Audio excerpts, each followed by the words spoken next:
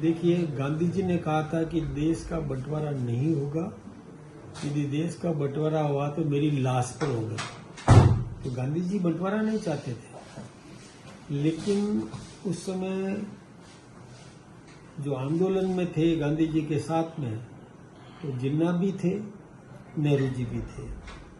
नेहरू जी देश के प्रधानमंत्री बनना चाहते थे और जिन्ना देश का प्रधानमंत्री बनना चाहते थे। तो इस होड़ में दोनों ने बंटवारा कर दिया, बांट दिया इस देश को। पाकिस्तान बना, वहां जिन्ना गए और हिंदुस्तान में नेहरू जी रह गए। फिर भी उस समय जो आबादी का एक दूसरे क्षेत्र से आदान प्रदान हुआ, उसमें हमारे भाइयों के साथ कश्मीर में बहुत दुर्व्यवहार किया गया। उनके मकान छीन लिए गए। जो बड़े अरमानों के साथ में उन्होंने जो अट्टालिका तैयार की थी, वो छोड़ के निकलना पड़ा। सारे संपत्ति, धन दौलत वहीं छोड़ के निकलनी पड़ी। जो कुछ भी साथ में ले जा सकते थे वो लेकर के निकले और उनको भी वहां छीन लिया गया। उनके साथ बहुत व्यभिचार भी किया गया, बहन बेटियों के साथ अत्याचार भी किया गया।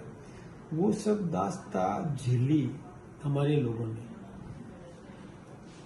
हमारे यहाँ पर चूंकि गांधी जी थे, इसलिए शांति शांति शांति का पाठ पढ़ाते थे, तो हमारे लोगों ने कोई अत्याचार नहीं किया। उधर वो कट्टरपंथी मानसिकता के लोग थे, वहाँ उन्होंने हमारे लोगों पर बहुत अत्याचार किया।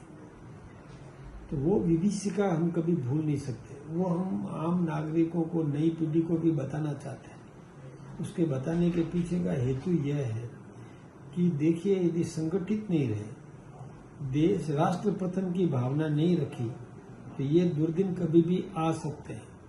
इसलिए राष्ट्र प्रथम, नेशन फर्स्ट, इस भावना से आप राष्ट्र की एकता के लिए काम करो।